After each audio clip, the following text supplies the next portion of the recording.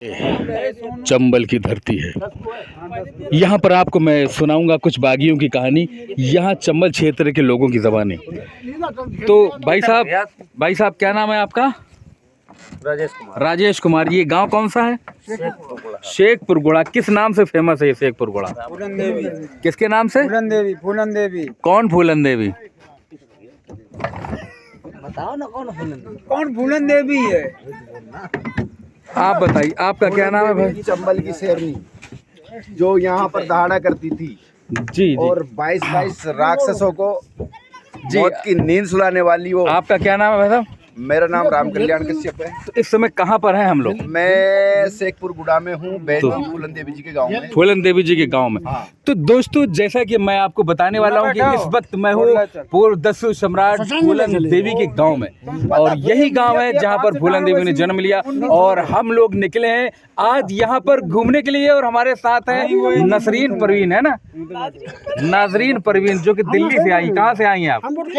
ये आंखें बंद करी हुई, इनकी हालत खस्ता हो रही है। अब देखिएगा साहब, फूलन देवी के गांव में आकर के इतना परेशान है। तो दोस्तों, मैं आपको बताने फूलन देवी के गांव वालों से आपकी बात कराना चाहता हूं। तो क्या नाम है आपका भाई?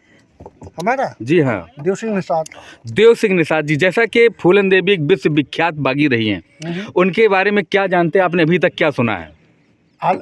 मैं जानने के लिए सुन लो, जो लोग बताते हैं। हम तो हाँ, तुम लोग छोटे, हाँ बच्चों ने रहे सुना था, लेकिन ये जानते हैं कि फूलन देवी के साथ अत्याचार हुआ। क्या हुआ? अत्याचार हुआ। अत्याचार, जुल्म हुआ ना? जुल्म हुआ। कौन? इसके कारण इसके कारण जी वो बागी बनी। हाँ। और बागी बनने के बाद में हाँ उनकी किस्मत अच्छी थी। हाँ जी। जो मुलायम सिंह यादव जी ने अच्छा उनको सपोर्ट किया, मतलब जेल से छुड़ाया, ग्वालियर जेल से जी उन्हें छुड़ाया जी। छुड़ाने के बाद में सांसद 2 बार सांसद रही वो। एक बड़ा खतरनाक यार। हाँ, कोई कुछ नहीं, उधर आइए, नाव गड़बड़ा न जाए यार। नहीं कहीं नहीं होगा कुछ। हाँ, फिर क्या हुआ? क्या हो गया? 2 बार सांसद रही। सांसद बनने के बाद में और वो ऐसी जगह दिल्ली में थी जहाँ उनका मर्डर हो गया, और थोड़ा उधर कानून ने हम लोगों को साथ ले दिया। एक सांसद का मर्डर होना कोई मामूली बात होती है? नहीं, बड़ी बात होती है। आज तक कोई केस नहीं किसी लगा, न कोई पकड़ा गया। अच्छा, तो क्या चाहते हैं कि फूलन देवी के जिन्होंने कत्ल किया उनके साथ? हम तो ये कह रहे हैं जिन्होंने फूलन को मारा है उनको सजा होनी चाहिए। तो फूलन देवी को मारने वाले का नाम सामने आया था, जो नाम था शेर सिंह राणा। हाँ। तो क्या हुआ? बाहर घूम रहा है वो, बाहर घूम रहा है। हाँ। तो क्या चाहते हैं? शेर सिंह राणा को तो जेल हुआ था। तो ये क्या हुआ? मतलब एक सांसद का मर्डर होना मामूली बात होती है क्या? नहीं। जेल हुई, जेल क्या 6 महीना जेल है, उसके बाद बाहर आ गया। तो तुम क्या चाहते हो? अच्छा, फूलन देवी डकैत क्यों बनी? डकैत बनी क्योंकि इसलिए उनके साथ अत्याचार हुआ। देखो, वो गरीब घर की थी। सर्वप्रथम उनके घर वालों ने अत्याचार किया। उनके जो चाचा है, चाचा मैया दीन, उन्होंने मतलब खेती छीन ली उनकी।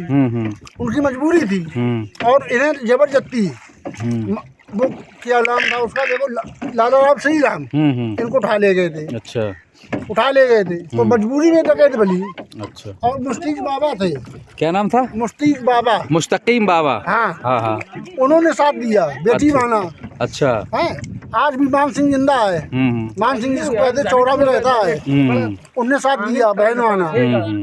आज भी वो उनके एक भैया है सूर्यनारायण निषाद, जब भी आते चौरा जाते हैं। अच्छा। हाँ, उनसे मिलने मान सिंह से। तो जैसा कि आप देख रहे हैं दोस्तों कि फूलन देवी ने कुछ परिस्थितियों के चलते हथियार उठाए थे, और हथियार उठाने के बाद 1983 में आत्मसमर्पण किया, और समर्पण करने के बाद उसने सरेंडर किया। सरेंडर करने के बाद उसको शरेआम दिल्ली की सड़कों पर गोलियों से भून मारा गया। और देख लीजिएगा, उसको मारा, मतलब जब सिलेंडर हुई थी, उनने के बाद एक भाई था उसका, सूर्यनारायण नाम है, ग्वालियर रहते हैं, कि मेरे भाई को नौकरी चाहिए, तो पुलिस की नौकरी दी गई थी। मतलब और मुलायम सिंह यादव जी ने सिलेंडर कराया था, उन्हीं ने देखो जेल से छुटाया। उन्होंने अपनी पार्टी से नेता बनाया, सांसद लड़वाया।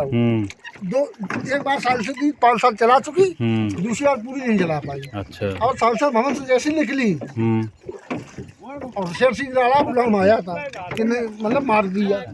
तुम क्या बताना चाहते हो फूलन देवी के बारे में भैया? हेलो, क्या नाम है आपका? हाँ, तो आप फूलन देवी के गांव के हैं? बुआ है हमारी। तुम्हारी बुआ है, तो तुम्हारी बुआ डकैत कैसे बनी? अब हम जाने का नहीं, हम छोटे छोटे थे। आप क्या जानते हो ये बताओ। भैया आप बताओ। हाँ, भैया फूलन देवी कैसे डकैत बनी? ये हम तो उनके छोटे वाले वो है नाती। नाती तो हैं, लेकिन गांव के चाचा बाबा, खालू खाला, मौसी मौसा कुछ तो बता तो हैं। बुआ है मेरी। तो बुआ तो हैं, लेकिन काहे के मारे बंदूकिया उठाई रहन? अब हम क्या बताएं, फिर वही हम बतावे। फिर हम बताओ जो काहे के मारे उसने असला उठाया फूलन? मालूम नहीं ना, जब उसके साथ अत्याचार हुआ है तो इसलिए उठाया उसने, गलत के लिए। तो गलत के लिए पुलिस थाना भी बना था।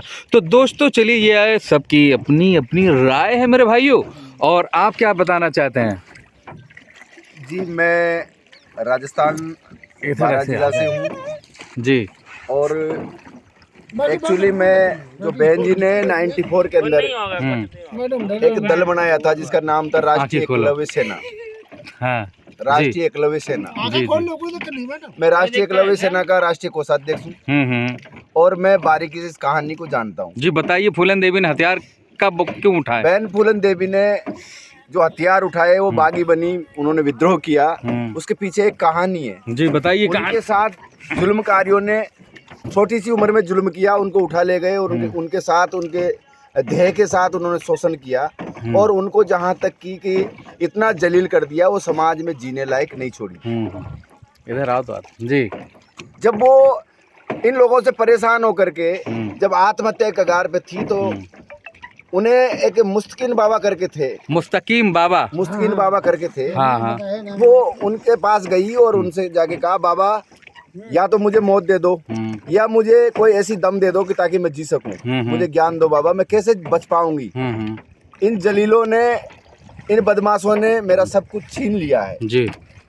तो मुस्तकीन बाबा ने उनको कहा, बेटी मैं तुझे इस लायक बना दूंगा कि तू इनसे बदला ले सके। फिर? और मुस्तकीन बाबा ने उनको 4 साल तक उनकी गैंग में रखा, बीएड में रखा, डकैत गैंग में रखा और उनको हथियार चलाना और उनको सारे मतलब असले चलाना सिखाया। और 4 साल के बाद बहन फूलन देवी ने जाकर के, कौन सा गांव है, बेमई गांव में जाकर के, और उन जालिमों को गांव से बाहर बुलाया और 22 लोगों को, 22 जो वो थे बलात्कारी थे, शोषण करता थे, उनको मौत की नींद सुलाया है। तो क्या जरूरी था? ये कानून का सहारा भी तो ले सकती थी फूलन देवी जी। जब कानून ने उनको सहारा नहीं दिया, जब कानून ने उनकी बात नहीं सुनी, तो उन्होंने खुद ने हथियार उठाने पे वो मजबूर हुई है। मजबूर हुई है। और जब उनका नाम चला, पूरे देश में उनका नाम जाने लगा, तो एक पार्टी, मुलायम सिंह जी की पार्टी हुआ करती थी जिसका नाम है सपा, समाजवादी पार्टी। समाजवादी पार्टी से उनको इधर फतेहपुर या मिर्जापुर से वीडियो बना रहे हो ना, मिर्जापुर हमारे में से डाल देना। उनको चुनाव लड़ाया गया सांसद का और वो भारी बहुमत से जीत के आई। फिर जीत के आने के बाद में उस बागिन को, उस विद्रोहिनी को इन्होंने कठपुतली की तरह जब नाच नचाना चाहा, तो बहन जी ने कहा कि मैं ये दलितों को, इन पिछड़ों को, इन SC ST के लोगों को न्याय नहीं दिला पाऊंगी, इसलिए मुझे मेरा ही संगठन खड़ा करना चाहिए। और बहन जी ने एक राष्ट्रीय एकलव्य सेना के नाम से एक संगठन बनाया जी। और जब उस संगठन का जो विस्तार होने लगा और उनकी लोकप्रियता बढ़ने लगी, तो जो राजनीति के लोग थे, सपा बसपा भाजपा कांग्रेस के, इनके दिमाग में कुछ कीड़ा आया कि हो ना हो ये पूरे ही सर्व समाज को जोड़ करके उत्तर प्रदेश की CM बन सकती है। ये मल्ला राज करेंगे, निषाद राज करेंगे और इनको ये सामाजिक और आर्थिक और शैक्षणिक आज़ादी दिला देगी। इस गलतफहमी के मारे इन लोगों ने बहन जी की हत्या करवा दी। अब देखिए, जहाँ पर हत्या करवाई वो एक कैसी जगह है, अशोका रोड 44 जी। और सिटिंग सांसद जहाँ पर परिंदा भी पैर नहीं मार सकता, वहाँ पर बहन जी की हत्या करवा देना एक बहुत बड़ी साजिश है। और आज तक 23 साल गुजर जाने के बाद भी आज तक CBI जांच नहीं होना, ये हमारे समाज के लिए ये बहुत बड़ा तमाचा है। हमारे समाज के लिए ये बहुत बड़ा सौतेला व्यवहार है। एक तरफ राजस्थान के अंदर सलमान खान के द्वारा काले हिरन की मौत हो जाती है शूटिंग के दौरान, जी जी, उसकी CBI जांच होती है। मतलब एक हिरन के मारे जाने पर CBI की जांच होती है, हमारे भाई का कहना है। और एक भारत के एक असीम पद पर तैनात सांसद फूलन देवी के हत्यारे को हत्या होने के बाद उसकी सीबीआई जांच नहीं हुई, ये तो एक दुख की बात है जी। बहुत बड़े दुख की बात है। और समाज को, निषाद समाज को, मल्ला समाज को, केवट समाज को, कश्यप समाज को एक होकर के और आज वापस बहन जी का सपना पूरा करना चाहिए, उनके संगठन से जुड़ना चाहिए और उनके संगठन की विचारधारा से राजनीतिक हिस्सेदारी लेना चाहिए। ये बहुत बड़ा एक उत्तर प्रदेश के अंदर समाज को क्यों, इस हिंदुस्तान में जितने भी हैं सबको एक साथ ही रहना चाहिए। जी जी। हिंसा फैलाने वाले तो बहुत हैं, प्यार फैलाने वाले होने चाहिए ना। अच्छा, ये फूलन देवी ने बंदूक का रास्ता चुनकर क्या अच्छा किया? अच्छा ही है। अगर किसी इंसान हाल को बढ़िया है भाई इंसाफ नहीं मिलेगा तो अपने बचाव के लिए कुछ तो करेगा। हाँ भाई साहब, आत्महत्या करने से अच्छा है भाई साहब, अपनी जिंदगी के लड़ना सीख गए। भाई साहब, हर आपकी इंसान आवाज का में, हक है आपकी वो आवाज अपने मेरे लिए कानों लड़े। में गूंज जाती है। आपका पता बताने तो दोस्तों, जैसे कि हम चले हैं आज फूलन देवी के गांव में जो कि चंबल एरिया में है और हम घूम रहे हैं नाव पर। हमारे यहाँ के लोग बहुत ही अच्छे लोग हैं और शायद मैं आपको ये वीडियो अच्छे से अच्छे मन से दिखा सकूंगा। और हमारी दिल्ली से आई हुई है, क्या नाम है, नसरीन जी, और ज़्यादा हंस रही हैं, डर के मारे हंस रही हैं कि किस वजह से मुझे नहीं पता, खुशी के मारे हंस रही हैं, लेकिन हंसती बहुत हैं दोस्तों। तो ये बीहड़ का वो एरिया है जहाँ पर एक शोषित दबे कुचली महिला के साथ अत्याचार हुआ और उसने हैं तो उन्हें लगता है हमें आदत है मुस्कुराने की, हम हंसते हैं तो उन्हें लगता है कि हमें आदत है मुस्कुराने की, पर अभी आप नादान हो, यादा है गम को छुपाने। वाह वाह, बहुत अच्छा इन्होंने शेर सुनाया। और दोस्तों, मैं आपको दिखाता भी चलूँ, अगर आप नहीं जानते हैं तो ये देख लीजिएगा, फ़ोन का तो खतरा रहता है ये, और ये देख लीजिएगा किस तरीके से ज़िंदगी अपनी मौज मस्ती में गुजार रहे हैं दोस्तों। आपको क्या लगता है पैसा होना ज़रूरी है? नहीं, पैसा होना कोई ज़रूरी नहीं, बस ज़िंदगी में खुशियाँ होनी ज़रूरी है मेरे दोस्तों। और ये देख लीजिएगा, अब मैं खड़ा हो करके अब कुछ ये दिखा रहा हूँ दोस्तों, कुछ नहीं होगा। तो ये देख लीजिएगा, हम लोग जमुना के इस पार से उस पार आ चुके हैं और वीडियो आपके समक्ष पेश करने वाले हैं। अभी तक हमारे चैनल को आपने सब्सक्राइब नहीं किया तो ज़रूर सब्सक्राइब करें, इसी तरीके की मनमोहक वीडियो आपको दिखाते रहेंगे दोस्तों। तो ये वीडियो आपको कैसा लगा ज़रूर कमेंट करके बताइएगा। फिर मिलते हैं एक नए वीडियो में एक नई जानकारी के साथ। जी हाँ मेरे भाइयों, बीहड़ का एरिया देखने के लिए आपको नहीं आना पड़ेगा बीहड़, अपने घर पर बैठकर ही बीहड़ का करें दीदार और बीहड़ के लोगों से करें प्यार। तो दोस्तों, मिलते हैं एक नई वीडियो में एक नई जानकारी के साथ।